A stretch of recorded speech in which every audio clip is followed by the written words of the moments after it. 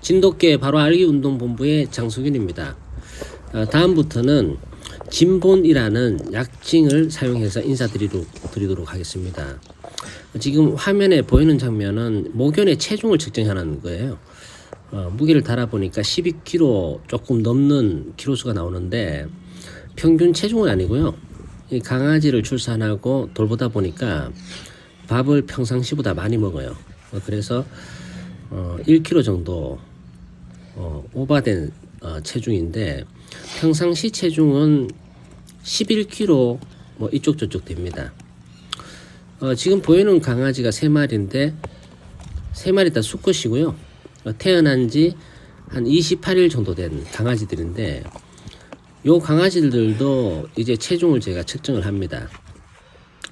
뭐 사람 몸무게 재는 거라 정확하게 뭐 알 수는 없지만 한 2kg, 그러니까 1.5에서 2kg 사이 정도의 체중이 나옵니다.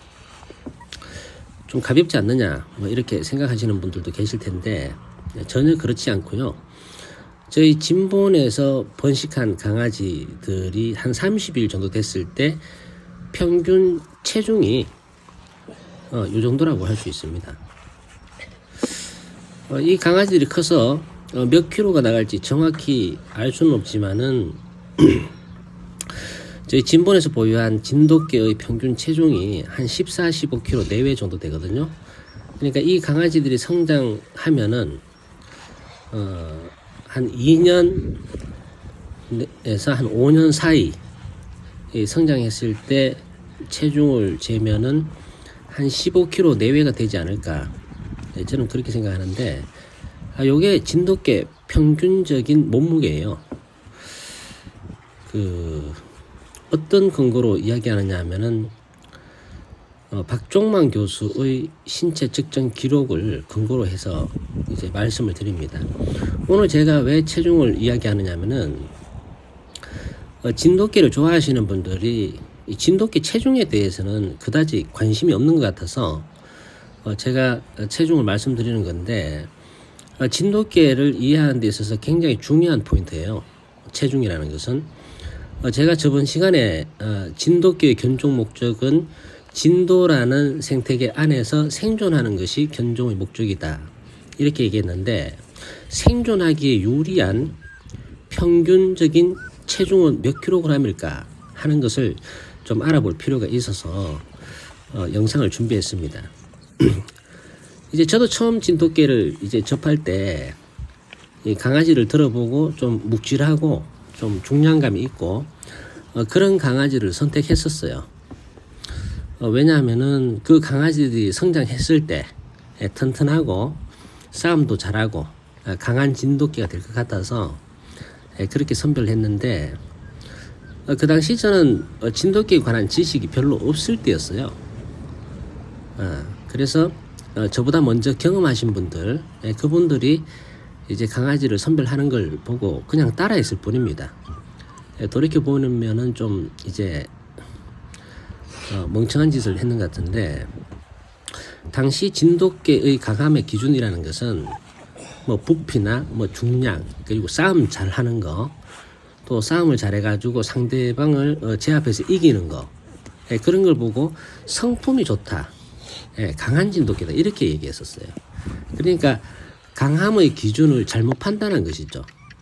진돗개의 강함이라는 것은 생태 환경 안에서 생존하기에 유리한 형질을 가진 그 지혜로운 진돗개를 말합니다. 싸워서 이기는 개를 말하는 게 아니고 물론 싸워서 이기는 것도 중요하겠지만 조금 더 살아있어야 번식이라도 한 번 더 할 수 있기 때문에 생존 가능성이 높은 그런 형태와 성질과 성질을 갖춘 그런 개를 이제 강한 진돗개라고 할 수 있죠. 제가 어떤 근거로 말씀드리냐 하면은 1969년도에 진돗개 보호법을 만들기 위해서 대책위원들을 소집했었어요. 이제 그 당시 고문으로 계셨던 분이 전남대에 재직해 있던 박종만 교수라는 분인데요. 이분이 학자의 입장에서 보호법이 만들어지는 과정, 그러니까 진돗개 표준이 표준을 만들어가는 과정을 이렇게 관찰하다 보니까 이게 잘못하면 배가 이제 산으로 가게 생긴 거예요. 완전 엉터리로 이제 보호법을 만들고 있었던 거죠. 이 이야기는 제가 진도견이라는 책자를 쓰셨던 김종호 선생님한테 들은 얘기인데, 그렇다 보니까 이제 박종만 교수님이 이래서는 안 되겠다. 진돗개의 실체, 신체를 이제 측정이라도 해놓자 해서 과학기술처에서 연구비를 지원받아가지고 진도에 직접 들어가서 진돗개의 신체를 측정하는데, 당시에 표집된 그 개체 수가 919마리예요. 진도에 있던 모든 개를 합치면은 한 3,000마리 정도 됐다고 하는데, 꽤 많은 그 개체 수를 측정한 거죠. 물론 박종만 교수 이전에도 모리 교수가 진돗개의 신체를 측정했다고는 하지만 20마리 미만이었고, 그 이후로 1978년도에 진도 초등학교 이제 교사로 지내신 두 분이 진돗개의 신체를 측정한 바 있습니다. 그때 표집된 개체 수가 한 130마리 정도였고요.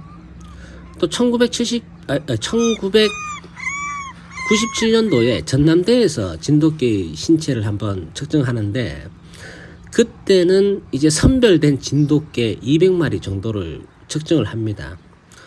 저는 이 기록은 참고만 했지 신뢰하지는 않는데, 왜냐하면은 사람들의 어떤 선입견과 편견이 작용하지 않았을까 하는 것 때문에 그렇습니다. 그래서 제가 신뢰하는 그 신체 측정 기록은 이제 박종만 교수님이 했던 거, 그걸 이제 참고하고 있는데, 진돗개의 평균 체중을 이렇게 보면은 14kg 내외 이렇게 나와 있어요. 그러니까 이 체중이 함의하고 있는 의미는 진도라는 생태 환경에서 생존하기 유리한 보편적인 체중이었다. 그러니까 생존 가능성을 높일 수 있는 체중이었다. 이렇게 해석할 수가 있는 문제죠. 그리고 동남아시아에 이제 자생했던 이제 야생개들, 자연견들도 진돗개의 체중과 비슷합니다. 한 14kg 내외예요. 이제 그들도 생존하기에 유리한 보편적인 체형이 그 정도였다라고 이제 볼 수가 있는 겁니다. 물론 그 14kg 내외가 되어야 진돗개로 인정할 수 있다, 이런 뜻은 아니고요.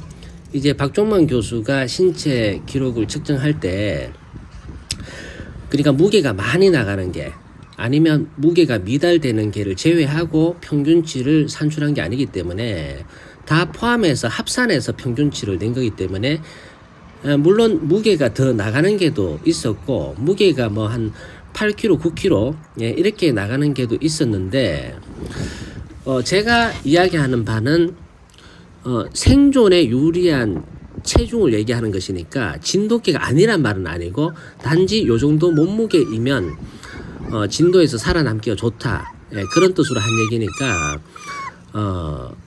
그렇게 이해하시면 됩니다. 그런데 이제 이렇게 질문하시는 분들이 있어요. 진도에 가보니까 무게 많이 나가는 개도 있던데 그 개는 어떻게 된 것이냐, 그 개는 진돗개가 아니냐, 이렇게 질문하시는 분도 있을 것 같아요.